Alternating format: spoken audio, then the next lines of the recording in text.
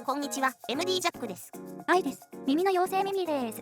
はい、今回はナイス HCK のニューモデル DB2 です。以前 DB3 のレビューをやったことあるんだよね。懐かしいわ。今回は比較モデルとして登場するよ。 Amazon で価格調べてる時見かけたんだけど DB1 っていうのもあるのね。今まで DB1 と DB3 があって DB2 が抜けてたんだ。ドライバー数でモデル名決めてたみたいだね。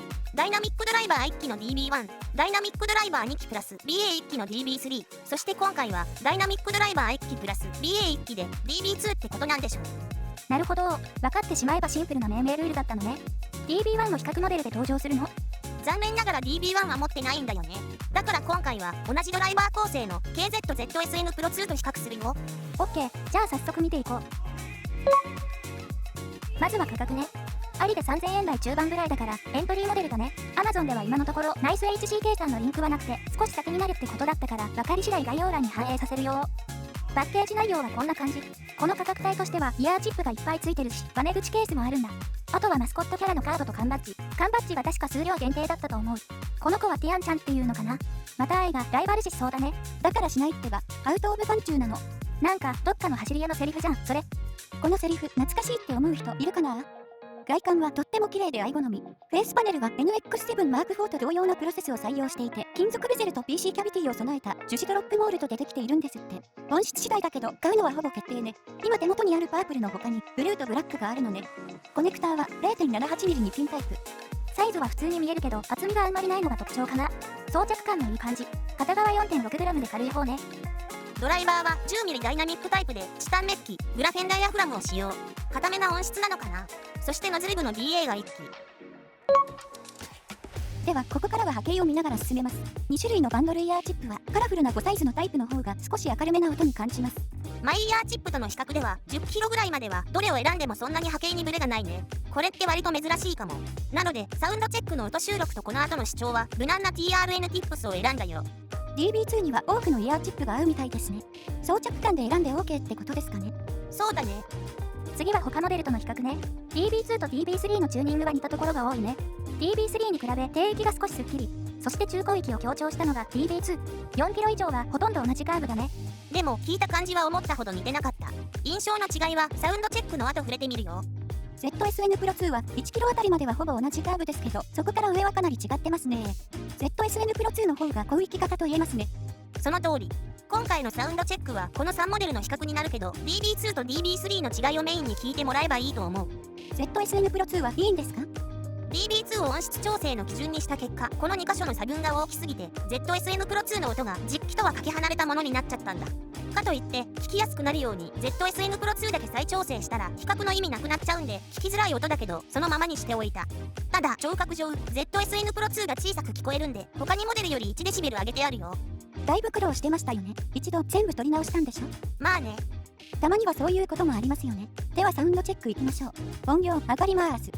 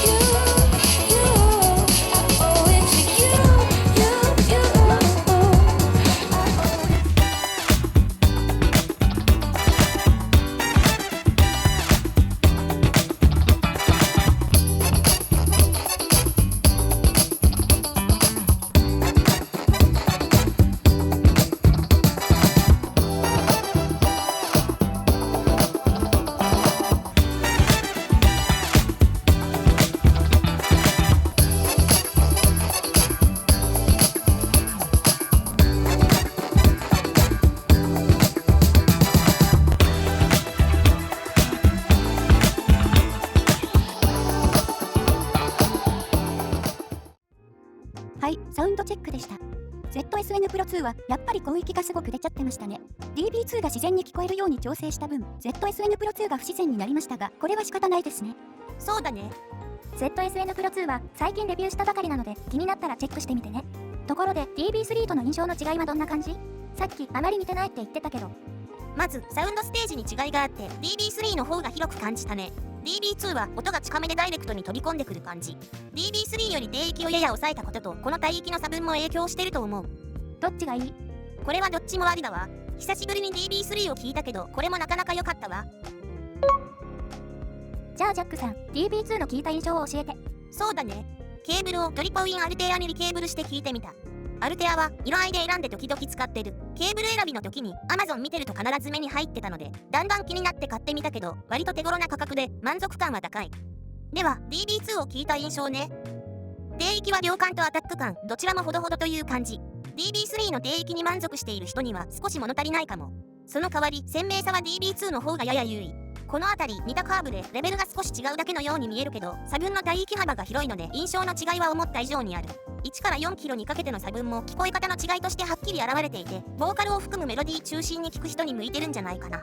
5キロ中心に一旦かなり落としているのでボーカルの刺さりはほとんど感じない。広域のシンバル系は少し抑えたバランスなので前に出したい場合は抑えられた10キロ付近を持ち上げればいい。全体的にはどうでしょうか？高質で立ち上がりが早くはっきりした質感でサウンドステージよりカチッとした出音を優先している印象だった。中広域中心の広域の作り方なので好き嫌いは分かれるかも。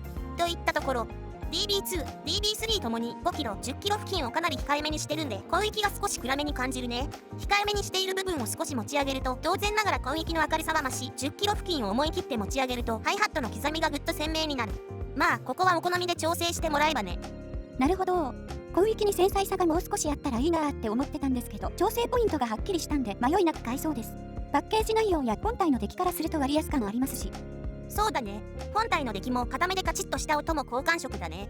中広域が割と目立つチューニングが合う人には検討対象になるモデルだと思います。ということでナイス HCK DB2 のレビューでした。ではまた次の動画で。ご視聴ありがとうございました。